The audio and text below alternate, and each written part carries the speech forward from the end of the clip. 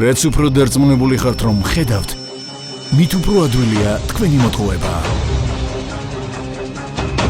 ერთი წლის წინ ისინი იყვნენ ქუჩის ილუზიონისტები. ეხლა ისინი ახორციელებენ საოცარ ძარცვებს პუბლიკის თვალწინ. იმისთვის, რომ მათ ბრალი წარუდგინონ, FBI-მ უნდა აღიაროს მაგიის არსებობა.